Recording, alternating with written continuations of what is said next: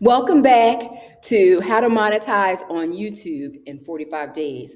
This is part three of a three-part masterclass that I created for you.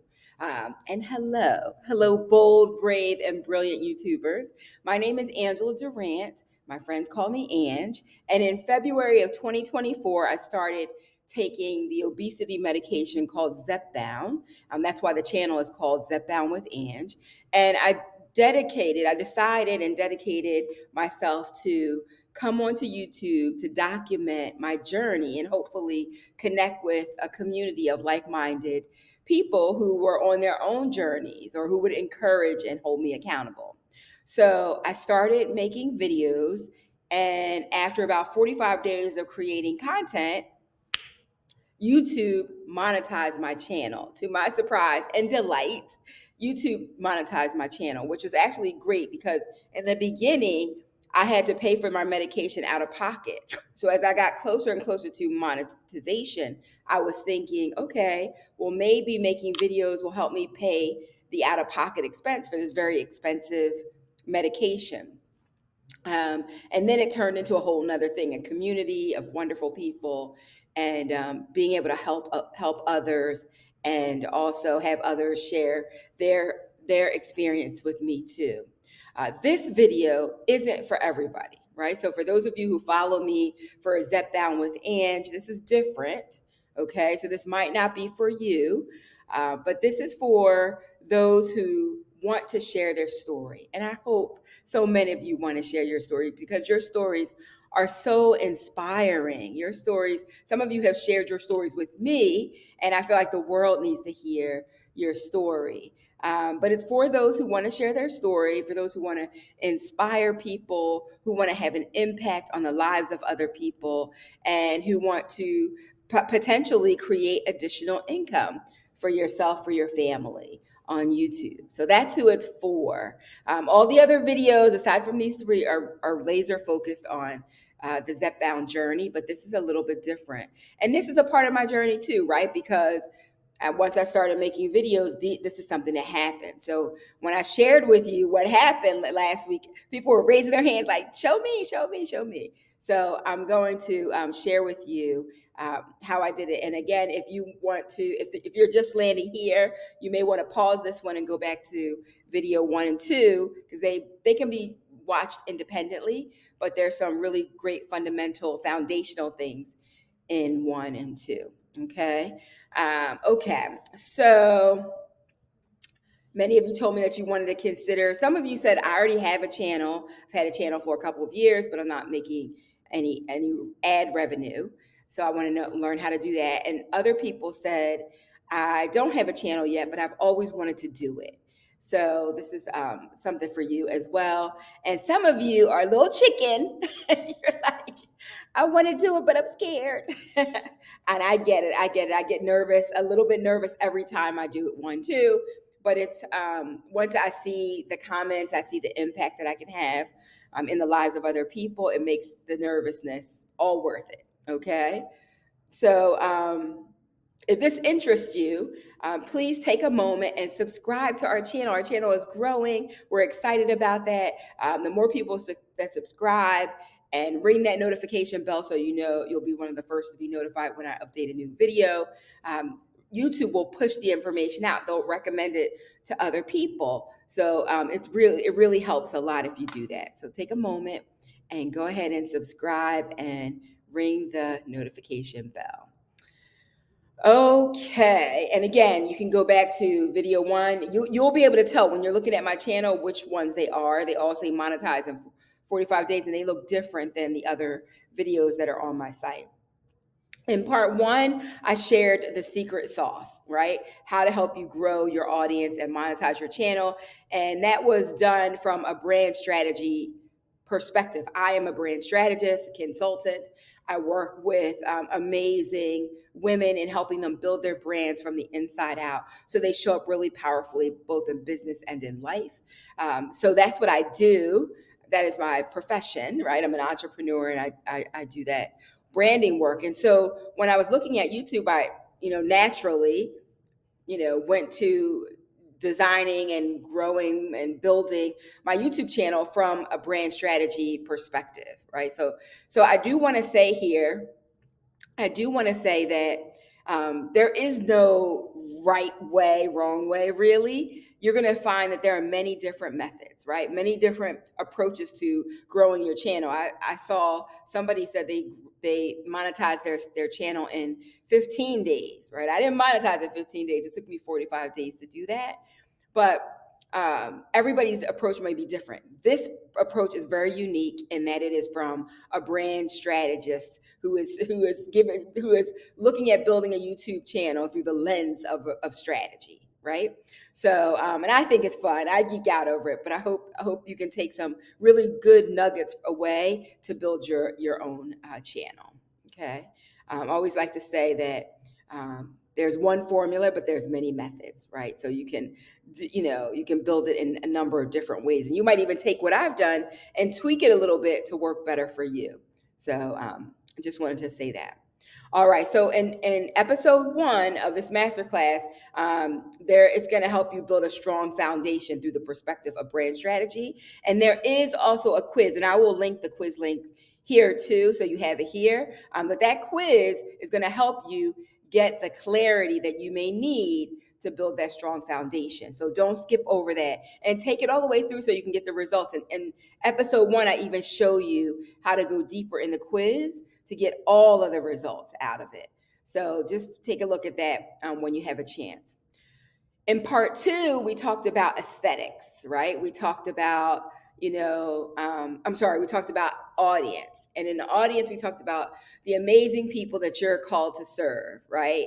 And the difference between demographics and psychographics, and making sure that you're talking to the right people, right? So that was in part 2. And now in this episode, we're going to address your YouTube aesthetics, right? The look and feel of your brand. And before we begin, I'd like to again thank everybody who took the quiz. It's amazing to see some of the results that are coming through. There's some rulers, some girl next doors, some caregivers in there, some explorers. It's great to see it. So, and if you do go back and take the quiz, put in the notes your dominant archetype, because it will tell you that. All right. So thank you again for doing that. And I promise that it will add value to you. It'll help you get the clarity that you need so that you can show up in the way that you will want to on YouTube. All right. So here's a quick recap of the 10 secrets that I shared with you. So if you're like, I just need to get in there and out of there to the video, I'm going to show you some visuals today too. But if you want to just go in and out real quick, I'm going to give you a quick recap. So the top 10 are: 1, build your brand on YouTube. Building your brand on YouTube starts with you. You are the secret sauce. So you have to get clear on how you want to show up and what's the story you want to tell. And that quiz will help you do that, right? Because from the quiz perspective, it's going to dive a little bit deeper into meaning. What does that mean? Your results, what does it mean to the people that you're going to serve, right? Because meaning is marketing, right? So if you want to be able to attract customers, attract viewers, then it's important for you to understand that. So you'll get that from the quiz. Number 2, secret is you need to niche down so that your audience can find you. Don't be so broad, and don't use language that's so general or corporate speak, because that language is that's like invisible language. Like nobody can see you, nobody can hear you with that language, right? It needs to be very, very clear. So that's number 2. Number 3, know who you're serving. Like, who are you talking to? Who are the videos that you're actually making? Who are you making those videos for, right? Who is your who, right? Who is the person that you feel like, oh yeah, this person is the person that I'm here to serve. And it doesn't mean that other people won't come and stop by and want to be a part of what you're doing.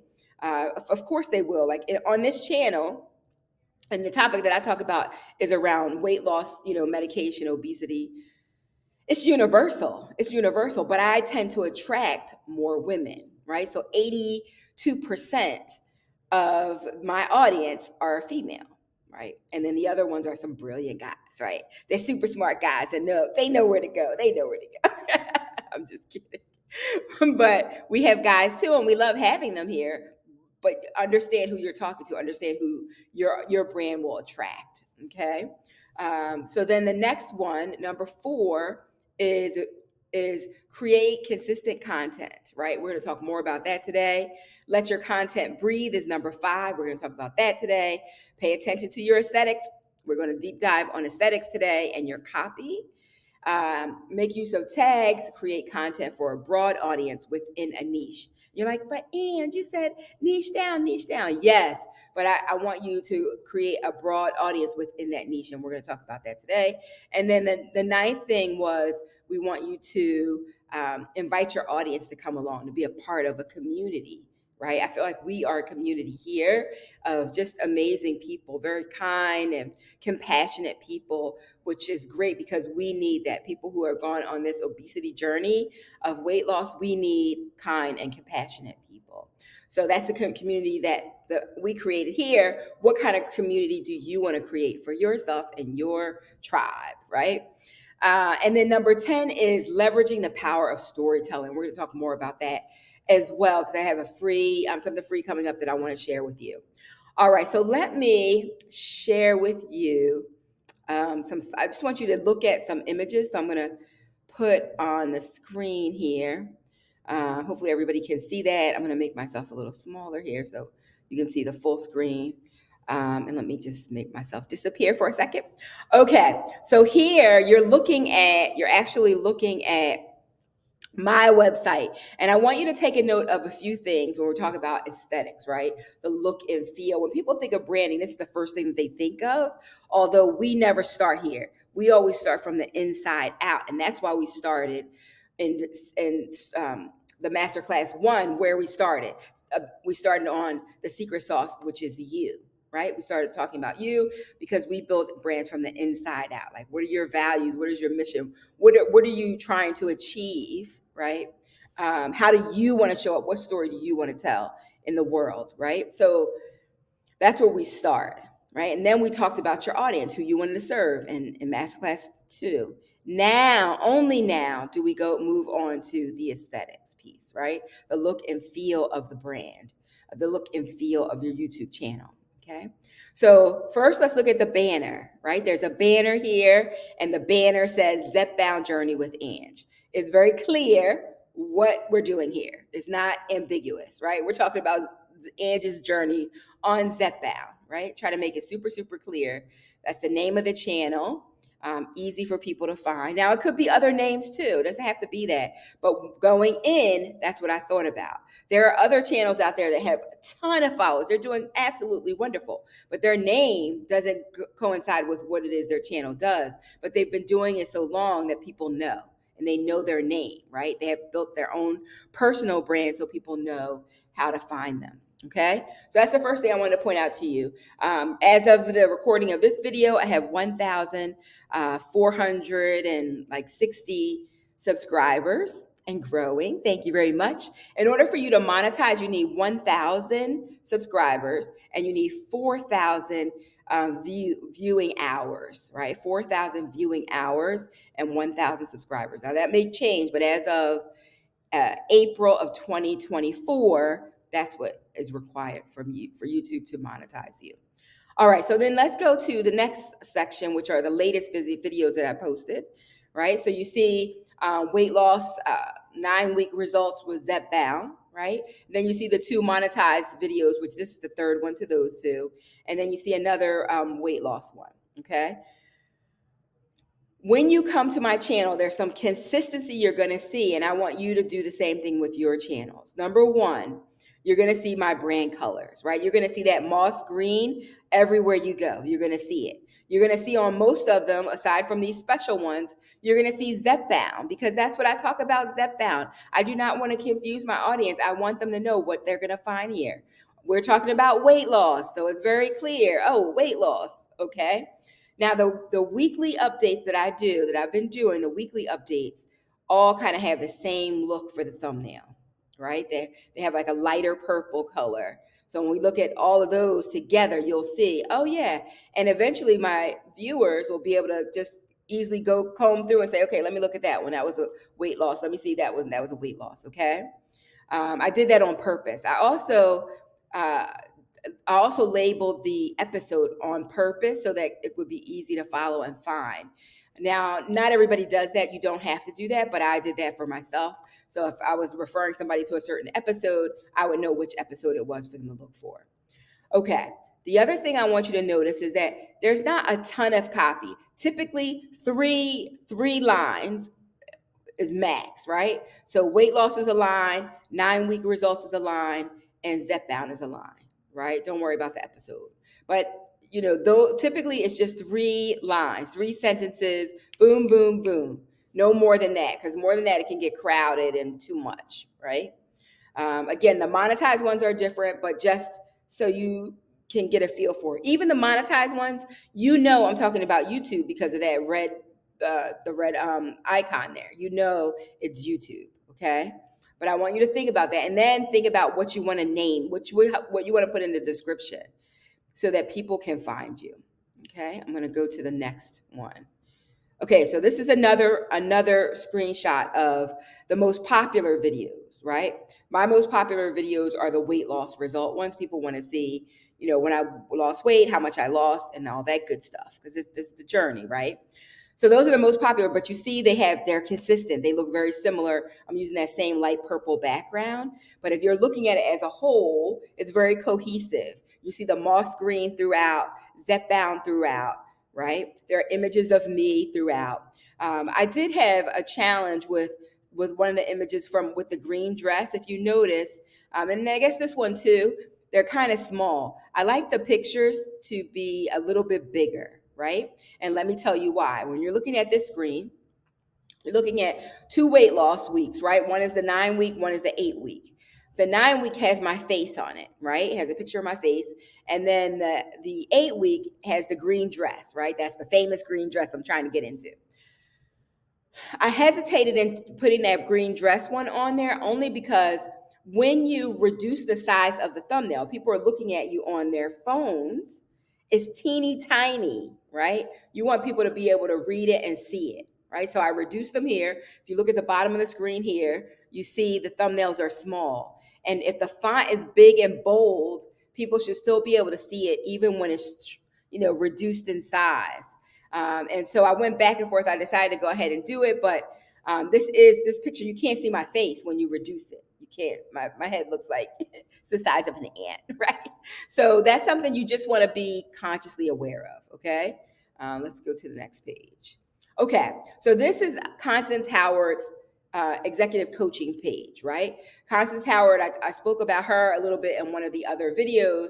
She's amazing, right? Her focus, her area of expertise is helping professional women and entrepreneurial women with dealing with the imposter syndrome and helping them go from feeling like an imposter to having unstoppable confidence, right? That is her lane.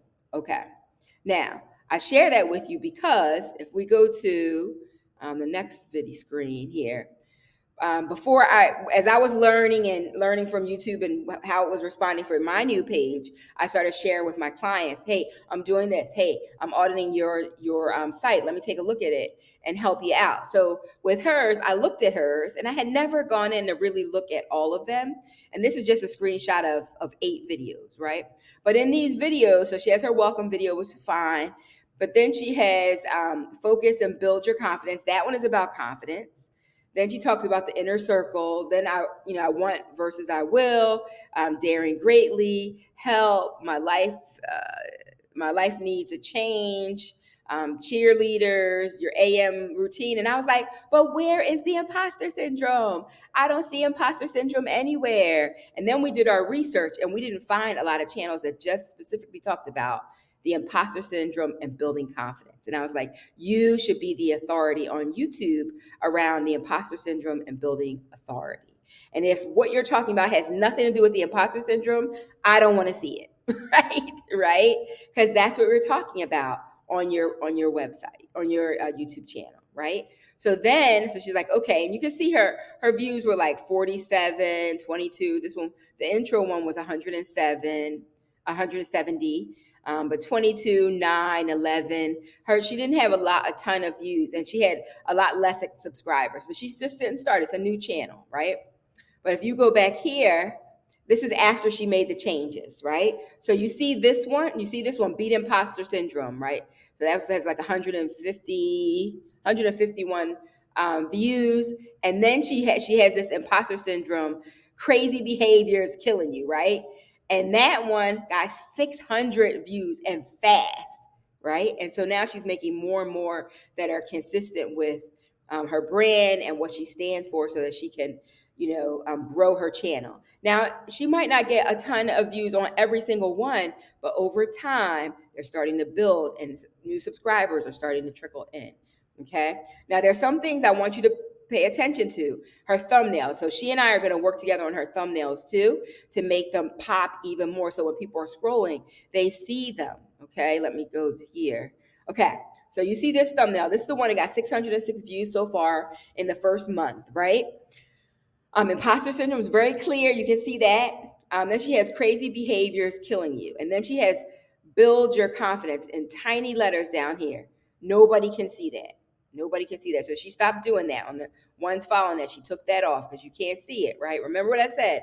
Reduce it in size so you can see what it looks like when people are scrolling through, right? So now when we reduce it in size, imposter syndrome is very clear. Her picture is good and a good size, right? But her copy, the text, when you reduce it, it's hard to read. And why is it hard to read? It's not hard to read because it's too small. It's hard to read because the color contrast is not good. So she has her like light lavender and like a creamy yellowy color on top of it, and then white on top of a light lavender. And the contrast is not strong enough for you to be able to see it when it's reduced in size. So please pay attention to that, right? Bold colors, but contrast is really good, okay? All right. And if you have questions, let me know. We'd love to hear from you as well. So I want to take you over here. And this is Sean Cannell's channel. He's from Think Media. I really like his work. He does a good job. And some of these folks hire people to do these phenomenal thumbnails for them. But what you want their thumbnail to do is grab attention, right? And one of the things I want to point out to you is that in his thumbnails, they're simple. He's got hate is not bad, 3 lines, that's it. 6-figure formula, 2 lines, that's it. Really, really simple. The truth, 1 line, right? Don't quit, 1 line, right? So he has a really simple, his image is big on the page, so you can see him. You're not struggling to see his features. It's big on the page. And I want you to also pay attention to the use of color. The use of color. So he's got the YouTube button here. And the first one on the top left is so that you see the bright red, it catches your eye. Behind him, and the hate is not bad, it's yellow, right? On the third thumbnail, he's got the red and he's got yellow and he's got some green in there, right? If you go to the second row, you see some highlights in red, you see some yellows, red, yellows. If you just look at it, you're going to start to see yellow jump out, like burnout and last and before, right? Colors are very important also, right? Colors are also important. So I want to talk to you now about that. The other thing is keep it simple. This is Mr. Beast. My son told me about Mr. Beast, but Mr. Beast has like 253 million subscribers. He's like taking YouTube to a whole nother level. But one of the things that he's saying is keep it simple, right? It's simple. So he is also using yellow, right? So you might be thinking, well, what's the thing with red and yellow? What's the thing with red and yellow? So I'm going to show you a quick little, hold on one second. Okay, thank you. My battery was dying, so I had to go in and plug it in so I didn't lose you. Okay, so let's talk a little bit about color psychology, right? The psychology of color, right? Remember I was saying he was using a lot of red and yellow in their posts on YouTube. Well, color is really important. So I'm sure every lady that sees this picture knows exactly what company it is, who makes it, right? And their heart might race a little bit, right? It might beat a little bit faster when they see this box, right? Of course, it's Tiffany, right? It's Tiffany, and they have their own Tiffany blue, right? When they see it, so the language of color is communicated quicker to the brain than words or shapes, as they work directly on our feelings and emotions, right? Color carries energy, feelings and emotions, right? So colors matter. And I pulled this offline, and here you can see all the different colors. You can see, hang on a second, let's see. You can see, let me come back here. Yeah, I'll come there. Okay. So you can see, the emotions, right? So yellow is a color that's associated with optimism, clarity, and warmth, right? And then you see all these brands that have yellow in them, right? You have, Subway and Best Buy and Hertz and McDonald's, right? UPS, right? And then orange. Orange is a very disruptive color, but it's also known to be friendly, cheerful, confident, right? Bold, could be yellow also. And you see, when we think of bold, uh, very confident brands, I always think of Harley Davidson, which is the rebel. Actually, that's why I say it's disruptive. And if you take the brand archetype quiz, this will also help you too with the colors. Like, okay, well, what's the personality, and what colors match that? Then you have excitement. That red is excitement. It's youthful. It's bold. It also carries passion, a lot of passion and excitement with it, right? So you have Coca-Cola, Target. You have Lego. You have CNN. Like things that brands that Some are global. Some might be more based in the U.S. But you have them there. Now you see the colors that they're using. Then purple, we have purple, and purple is known for creative. It's also going to stand for wisdom and imaginative, right? It's purple. And then you see we have um, Yahoo is there. You've got, T-Mobile shows up as a pinkish purplish color. Hallmark, right? Are all those brands. Then we go to blue. And you know about blue because if you've ever applied for a job, you probably wore a navy suit, right? Or a gray suit. You didn't show up in an orange suit, right? Maybe you wore an orange tie, but you didn't show up in an orange suit, right? Not if you wanted to be taken seriously, right? So blue is, trust. It expresses trust, dependability, and strength. And then you see you've got all of these IBM, you've got Pfizer's there, you've got Lowe's, all of those have the color blue in their logos, in their branding. Then you've got green, right? Green is peaceful, growth, health. A lot of the foods that we, buy, they package them in green so that we know, oh, that's a healthy option, or so they want us to think. They want us to believe that it's a healthier option because it's packaged by using the color green, right? By using that color green. Okay, and then we have gray, and the gray is all about calm, and it is balance and neutral, right? It's stable, right? So that's why you would go to work, apply for a job in a charcoal gray suit, right? It exhibits a certain level of stability, right? And then but it also, gray and silver can also be innovation and creativity too, because it's more like science and sci-fi and technology, right? So that's why you have Apple, right? That's showing up there. All right, so I wanted to give you a quick sneak peek at that, right? And now I want you to think about some of quick foods, like some of the fast food chains that and you're thinking about. You might say, Ange, I don't eat at fast food restaurants. Well, maybe you don't eat there, but maybe you went there at some point in your life, or maybe your kids eat there. But what colors do most fast food restaurants use? Think about it. Like, what colors do McDonald's and Burger King and Wendy's and Chick-fil-A? Chick-fil-A is a family favorite over here. Chick-fil-A, or what are some of the favorite brand fast foods, and what colors are they using? right? What colors are they using? I want you to send it to me in the comments. Let me know. Let me know. All right. So next, let's go. If you said they use red or yellow, you are correct. You are correct.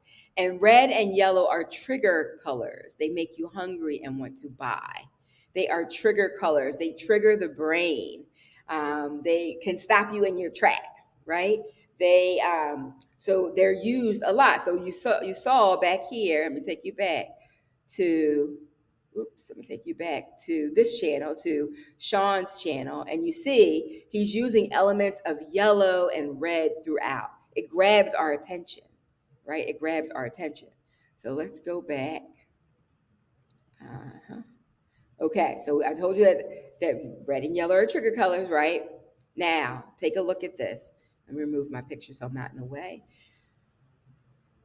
Look at all these brands that you know. Wawa is here. I'm on the East Coast. I'm not sure if you have it on where you are, but they're wonderful. We love them. But all of these are quick foods. They're all quick in and out, right? They're impulse buys. Like if you're driving down the street, you see the Golden Arches, you might say, "Oh, I need to get some fries," and you drive in for that, right? But you're not thinking, "Oh, today is Monday. On Friday, we're gonna take the family to McDonald's," right? It's not like a restaurant that you plan out. It's very like quick and impulsive. Oh, right down the street, I'm hungry. Let's just turn in, right? And so you see a lot of these brands are using the color red. They're using red and yellow together, right? They may use other colors too, but they pull those colors in. And some of these logos are old. But some people are like, but Ange, Subway doesn't use red, right? They don't use red. They use green and yellow. And why is that? They use green and yellow because what do they want you to think about the brand? How do they want to differentiate the brand? And what do they want you to think about the brand, right? They want you to think that it's a fresher, healthier option to all the other quick food, fast food restaurants, right?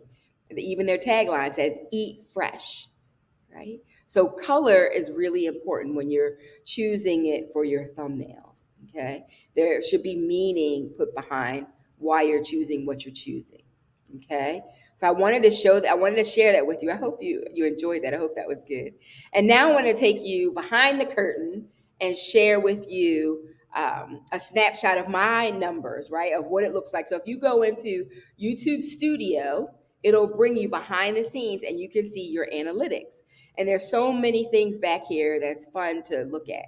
I mean, I geek out over it, right? It's pretty interesting. So this isn't live. This is a screenshot of it, but just to kind of give you an idea. And this is data on one video, okay? So I have 20, this is like my 28th video that I'm making today, but I have 27 other videos, and this is the last one that I did. It was week 9 of my weight loss journey. So I wanted to just show you what it looks like on the back end into the analytics. So I come in here and I have this big bold note from YouTube, and YouTube says, "Nice. This video is appealing to a wider audience, contributing to 43% more views than usual," right? So we're like, yay, people are watching. That's fantastic, right? And so over here, you can see I've had 3,700 views, right, for this particular video. And it's saying that it's up compared to, it's over 1,100 more views than a typical video has gotten. So it's outperforming my average videos. It's saying that green button shows you that too, that it's up. It's 800 watch hours. So far it has 800 watch hours, and I just dropped it like 4 days ago. So it has over 800 watch hours. It's pulled in 83 subscribers. So people watched it and said, "I'm going to subscribe to that channel." And I hope you subscribe to the channel too. So they subscribe to the channel. And then you see a little bit of money there, right? So $43.18. And that updates every day, right? So tomorrow it could be more. But as of today, it's $43.18. That YouTube is paying me for creating this video, right? That's my portion. That's my 55% of the ad money, right? So we split it. YouTube gets 45%, and you get 55%. Okay, so that's your percent. And then down here, if you see this little gray space, this gray space is what your average video performance looks like, right? That's the average video performance. And then you can see that this video is like off the charts, right? It performs so much better than the average video. So we're like, yeah, it's doing well. It's doing well. And then over here, real time. Again, this is a screenshot, so it's not. I'm not actually in my YouTube studio right now, but it's showing that 719 people have watched within the last 48 hours, and it shows you a heat map, so you can even see it. It pulsates when people are actually in there, so you can kind of see, oh wow, people are actually watching it right now. Okay. And so let me show. So I want to share that with you. And then at the bottom, and the print is too small really to read right now, but it's basically saying what's going on. Like, how are you? YouTube is saying it's analyzing the data. Like, what's going on? How are you outperforming your normal videos? And it'll give you tips down there. Like, it'll say, keep doing what you're doing, right? Or your video is not performing as well as it typically does. Maybe your viewers don't like that topic, right? It'll give you feedback that's important for you to continue to make adjustments and grow on your channel. Okay, so let me show you that. And then this is just a closer up look at it so you can see it. And there was something else I wanted to show you on here. I think just so that you can see it more close up. And then this one I wanted you to see. So on here, I changed the tab to engagement, and when I change the tab to get engagement, it's also showing me the average view duration. Okay, and let me tell you why that's important. Okay, it's important because having a certain number of viewers is okay, right? And we want as many views as we can get, right? We want a lot of views on our content, but somebody can come to view it for 10 seconds and leave. You really want them, subscribers, you want a lot of subscribers, right? You want that, but it's not the most important metric. It's not the top metric. You want the people who are subscribed, or the people who are coming to your channel, you want them to actually watch it. You want them to view it, right? You want them to watch your videos, and you want them to watch it for a long period of time. So you don't want them to just watch it for 2 minutes and leave. You want to hold their attention for as long as you can in your video. You want them to watch it from start to finish if possible, right? You want them to watch it from start to finish. So that's really important. That's an important metric to understand, because some people think, oh, well, I have the subscribers. But you have subscribers, but nobody is really watching. They subscribed once and they never came back. They're not really watching your content. And that's not what you want. You want them to really be engaged with the content. You want them to leave you comments. You want them to ask questions and all that good stuff, right? And the reason you want the duration, that number, that key number, to be and I showed you. So the duration for my videos is 12 minutes and 53 seconds, which is really good, right? Versus 30 seconds and off, right? They're staying a good portion of time, and that's average. So some people stay the whole time. Some people stay a little bit shorter, but overall, it's almost 13 minutes that people are staying to watch my videos. And what makes that great for YouTube is that they can run ads, right? The longer the video is, the more space they have to run ads. They can run more than one ad on your site, right? And they're good about knowing your audience. So if our audience hates it, right, they click off every time they don't like it, they'll start to get that too. But it just gives them more opportunity to promote ads. And I will tell you, you want to also pay attention to who, what content you create, and that it's clean, that you're not like cursing, because other brands are not going to want to align with you. They're not going to want to run any kind of commercial or their ads on your channel if it is out of alignment with their brand. Okay, so you want to make sure it can be powerful, it can be opinionated, it can be all those things, but keep it clean. Okay, that would be my advice to you. All right, so I hope that was helpful. Let's see here. I have a few more things I want to share with you. And that is around, remember I said to you, create content for a broad audience within a niche? I want to talk about that, okay? I want to talk about that really quickly with you. Creating content for a broad audience within a niche. And what I mean by that is, when I say a broad audience, I want you to create content that is for beginners. I want you to create content that's for beginners. Some of you haven't started your channel because you're like, I don't know enough. I don't know. I started this weight loss journey 9 weeks ago, right? Right? I'm an expert on me and I'm sharing my journey, but I don't know everything. I'm learning too. Every week I'm learning more. So you don't have to be, 100 yards ahead, 100 steps ahead of the beginner. You just have to be a few steps ahead so that you can show them the way, right? So if you fell into, a hole, you can say, don't, here, you need to know this, don't do this, because I did that and it was harmful to me, right? So you want to create content for beginners. Why? Because a lot of people who are searching on YouTube, they're searching because they don't know anything about the thing, right? They're saying, how do I create a video on YouTube, right? How do I monetize on YouTube? How do I, get good sound quality on YouTube, right? They're beginners. So that's going to be the broadest, widest audience within your niche you're looking for. So make sure that the copy on your thumbnails and in your description has, how to whatever, or 5 ways to monetize your YouTube channel. Like make it really simple. So and think about, what would they be searching for? What would they type into the search box? Okay, I'm gonna put that in there. I'm gonna make my video that, right? And make my thumbnail match it, right? No clickbait. Don't put stuff up that has nothing to do with it just to get their attention. We want to get their attention, but we want to do it in an honest and ethical way. Okay. I hope that has helped you. Let's see what else is on my list here. I have a list. I want to make sure that I don't miss anything. So beginners, that was a great aha for me when I heard that. I think I heard that from Sean Cannell. He has really good content. And I thought, that's really interesting. I think somebody was interviewing him and he mentioned that. And I thought, that's so right. That's so right. Okay, the 10th secret that I shared with you, and I want to go a little deeper in now, is really leveraging the power of storytelling.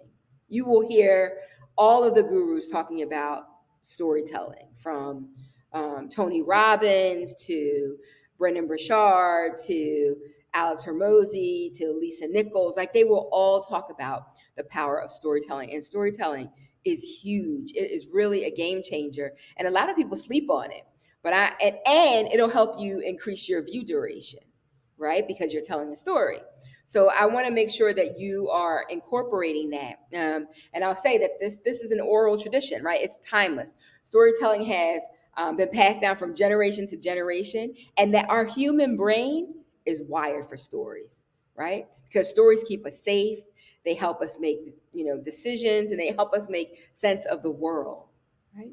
So that's why Fortune 100 companies are looking to tell better stories for their brands, because they understand that in this noisy world, there is nothing more powerful than to grab somebody's attention, right?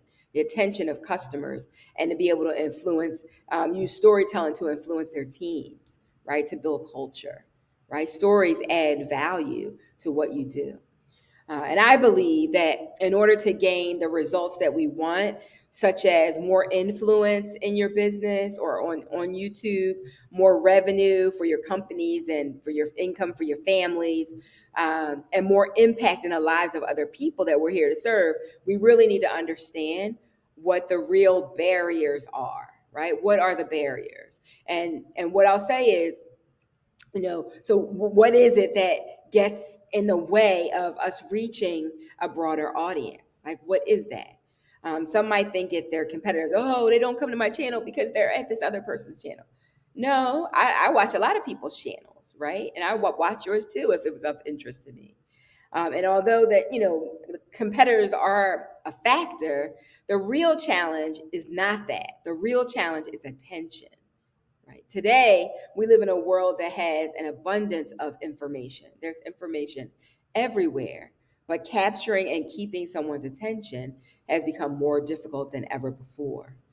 There's a quote by Henry Simon that says, "A wealth of information creates a poverty of attention."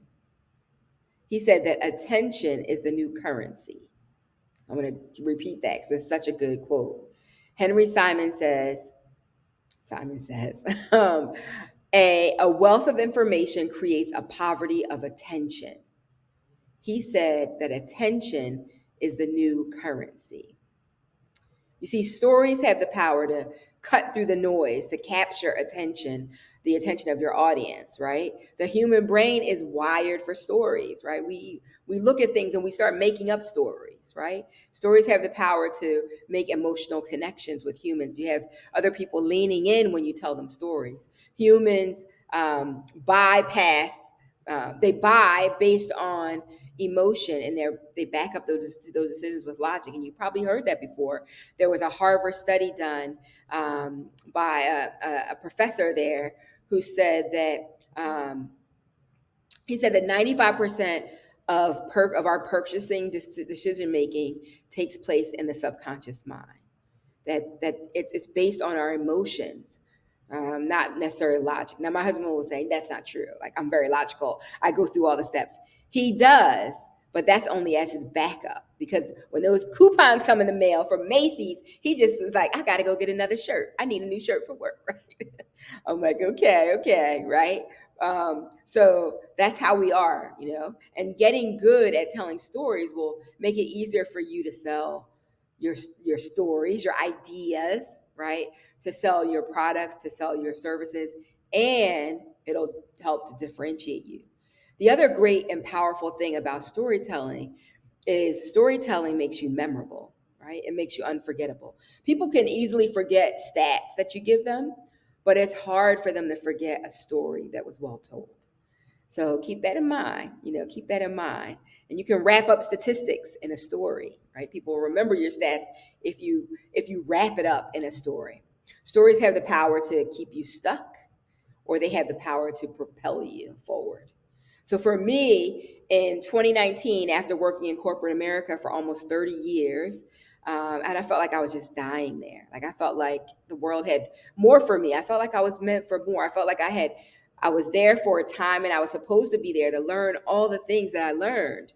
I'm tooled up to be able to serve and do things in another capacity. So I decided then that that it was time for me to go.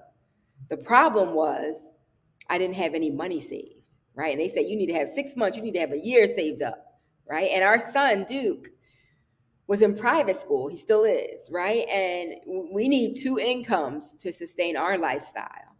And so every time that I said, today is the day, I'm done, I'm going to resign. My cousin, my really good cousin, we would talk on the phone every morning on our rides into work. She lived in North Carolina, and I was up here, up in Northeast. And she would say to me, Ange, I know you want to quit, but don't do it yet. Wait, like, you guys don't have enough saved. How are you going to pay your bills, your mortgage? You have car notes, like, you got tuition for Duke.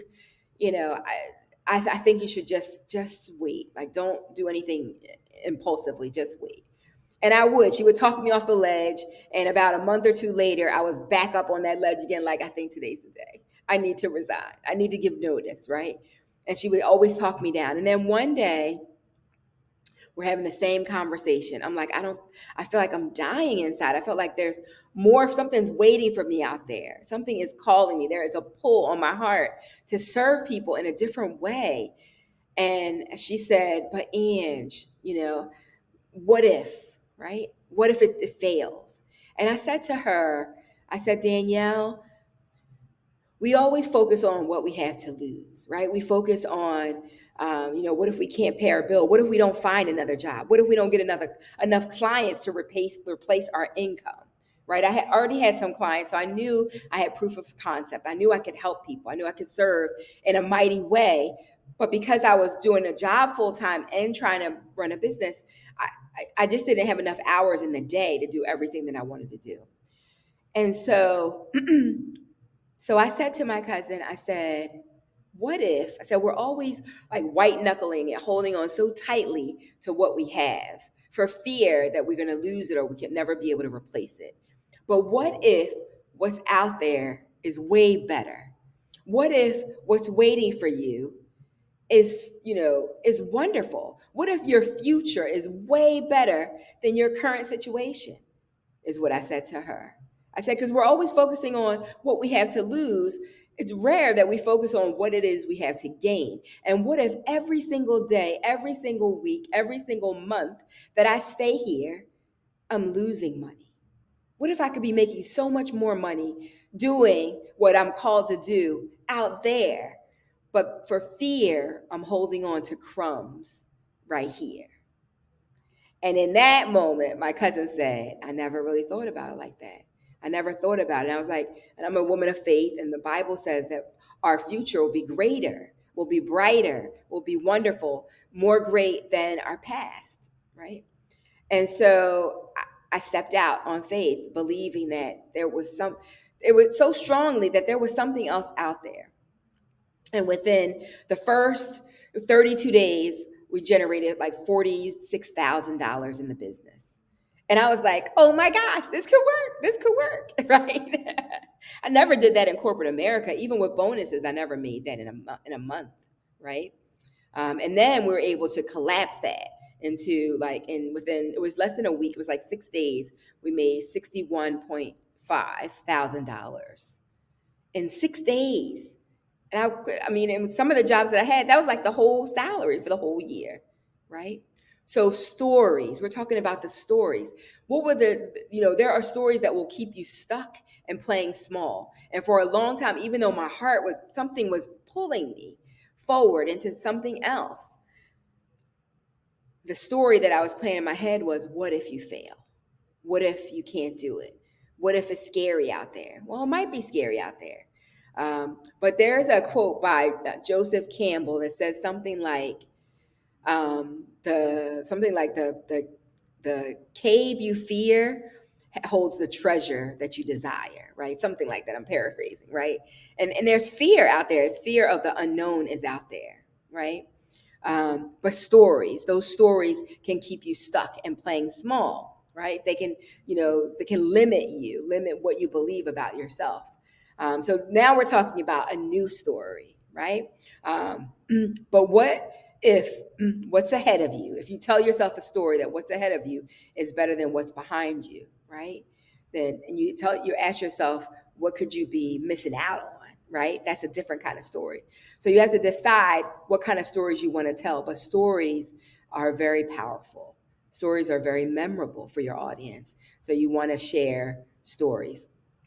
And if you'd like to join me, I'm going to be having a free webinar specifically on selling with storytelling.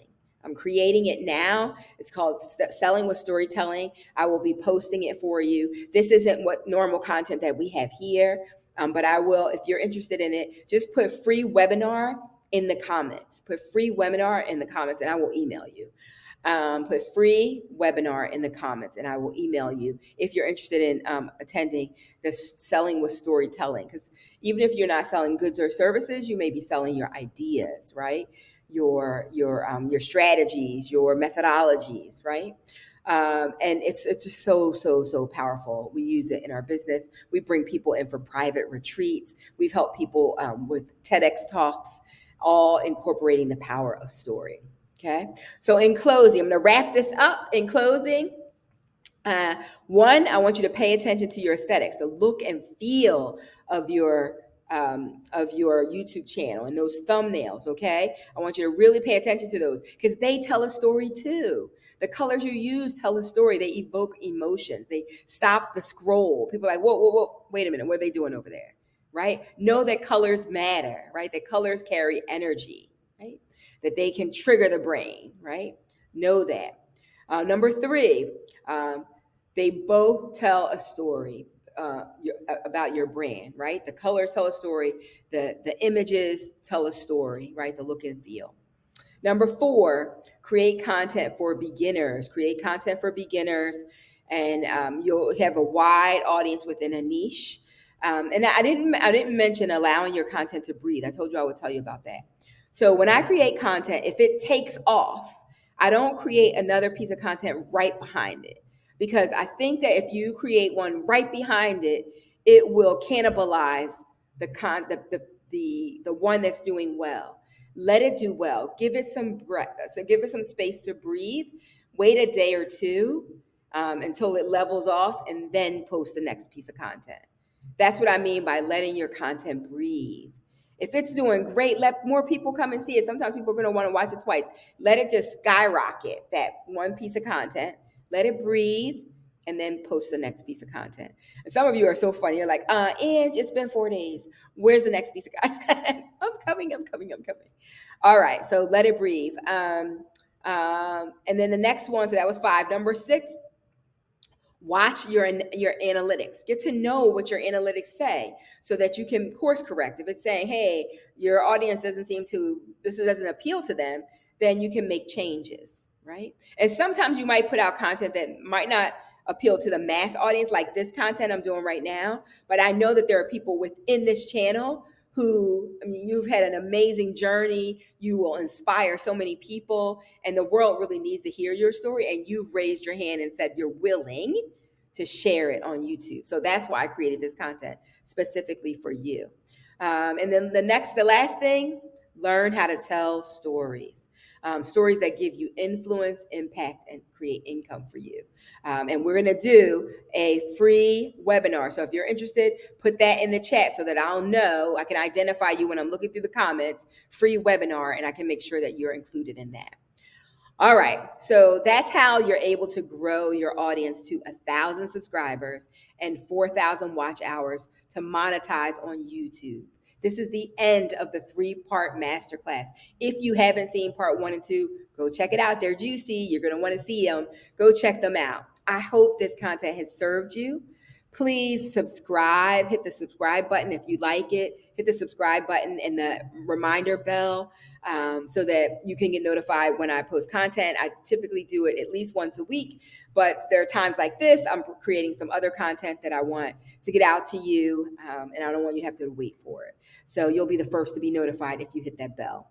So thank you so much. And if there's somebody you think needs to see this, please share my content. I would really appreciate that. And as always, I welcome all of your content, your comments, your questions, your advice. If you have advice you want to share with me, it's all welcome here. This is a very safe space, a very kind and compassionate space. And I read every single one of them.